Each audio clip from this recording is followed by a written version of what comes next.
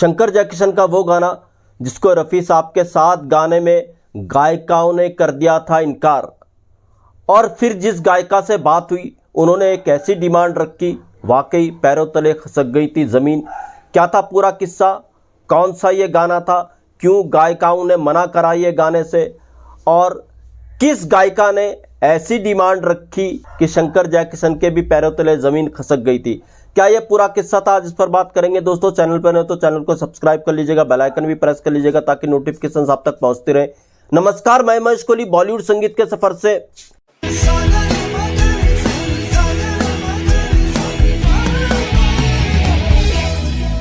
शंकर जयकिशन, आज हम शंकर जयकिशन के उस पहलू के बारे में बात करेंगे, अपने सिंगर्स से वो कैसे काम लिया करते थे, किस किस तरह के एडजस्टमेंट वो सिंगर्स के साथ किया करते थे और अपने गानों को सुपर हिट करा के ही दम लेते थे।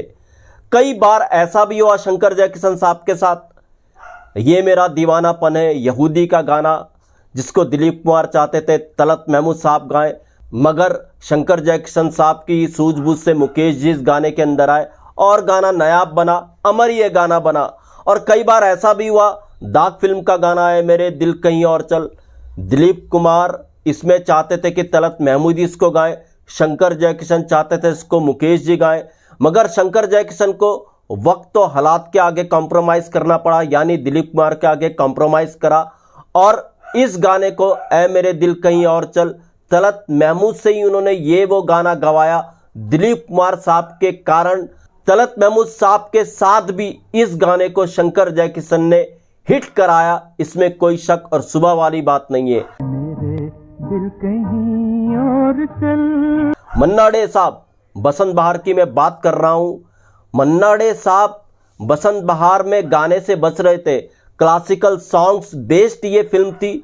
जब शंकर जयकिशन ने मन्ना डे को बताया कि उनको पंडित भीमसेन जोशी के आगे गाना है और इस गाने में उनको जीतना है, तो मन्ना डे साहब की तो हवा ही खसक गई थी। सच में ऐसा हुआ था, मन्ना डे साहब गाना गाना ही नहीं चाहते थे बसंत बहार में, मगर ये शंकर जयकिशन साहब की काबिलियत थी, उन्होंने मन्ना डे साहब को पंडित भीमसेन जोशी के अगेंस्ट गवाया और बखूबी गवाया।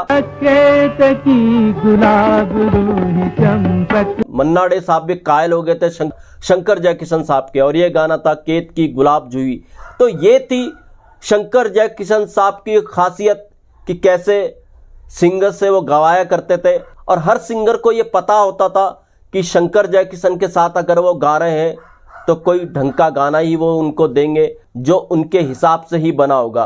अब ऐसे में कोई गायक मना कर दे तो ये अपने आप में बहुत बड़ी बात हुआ करती थी।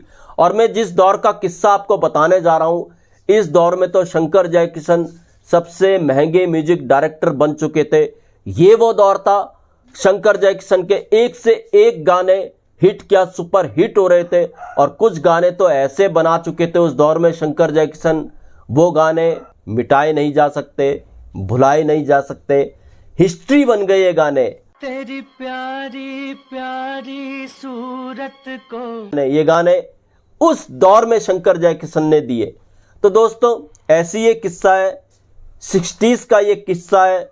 शंकर जयकिशन एक बहुत बड़ी फिल्म पर काम कर रहे थे। इस फिल्म में एक ऐसी सिचुएशन थी कि जिसमें एक कबीले की राजकुमारी एक रियासत के राजकुमार को उठा करके ले आती है, किसी गुफा में कोड़े ओड़े चलते हैं और फिर वहीं से कुछ ऐसी कामुकताएं भरी आवाज़ें आती हैं, वहीं पे एक युगल गीत की शुरुआत होती है, युगल गीत गाया जाता है। तो ये गीत थोड़ा कामुकता भरा था, जिसको शंकर जयकिशन ने फिल्म की डिमांड के हिसाब से बनाया, फिल्म की सिचुएशन के हिसाब से बनाया। अब इस गाने को गाएगा कौन?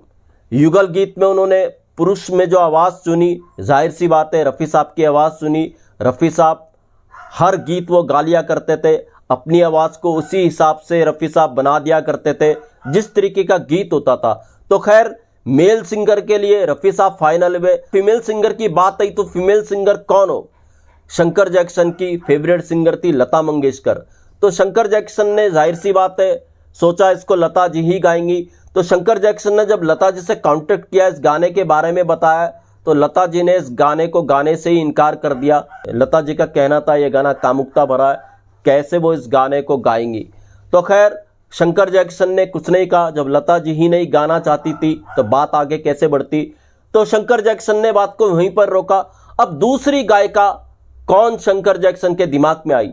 शंकर जयकिशन की जो दूसरी गायिका, उनकी पसंदीदा गायिका थी, वो थी सुमन कल्याणपुर। तो शंकर जैक्सन ने फिर सुमन कल्याणपुर जी से कांटेक्ट किया, उनको ये गाना बताया। तो सुमन कल्याणपुर जी ने भी असमर्थता जताई इस गाने को गाने में।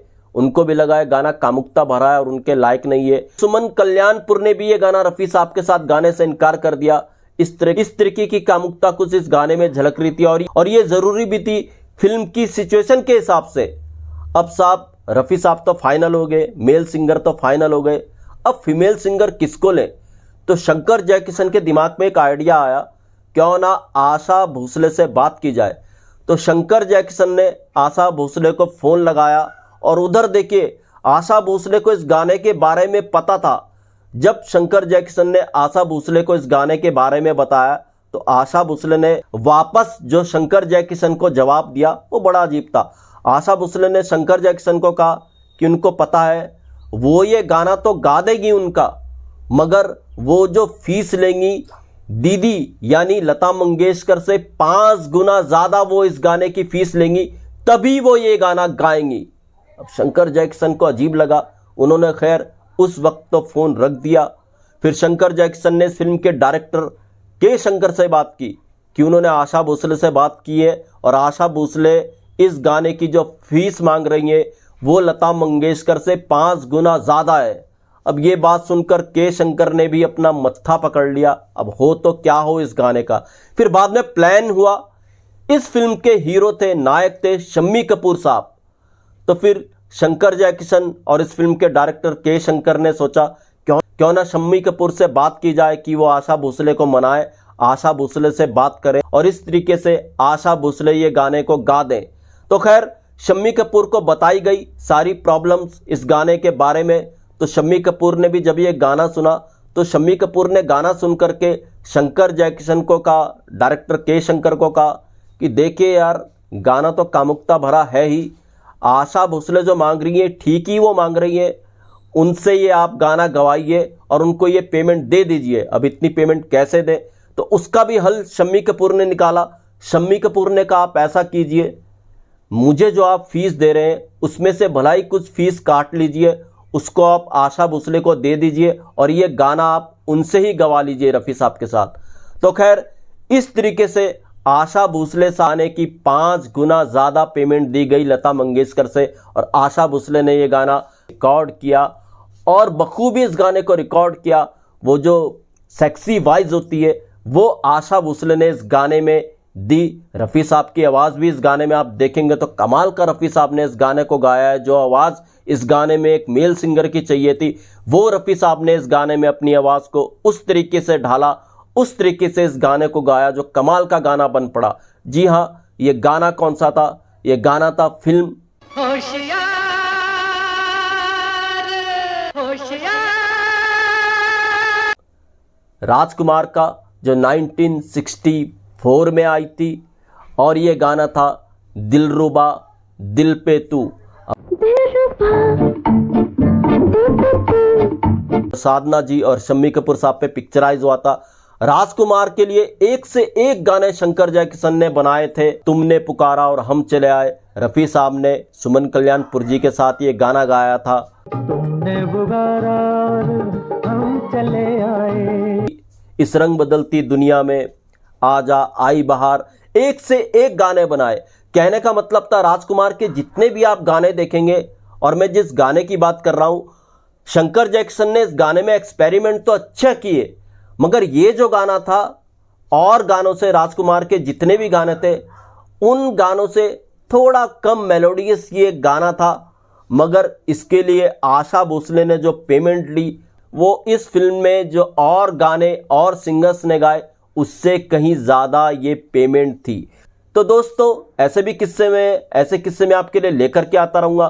महेश कोहली को दीजिएगा इजाज़त। Goodbye, good luck and take care.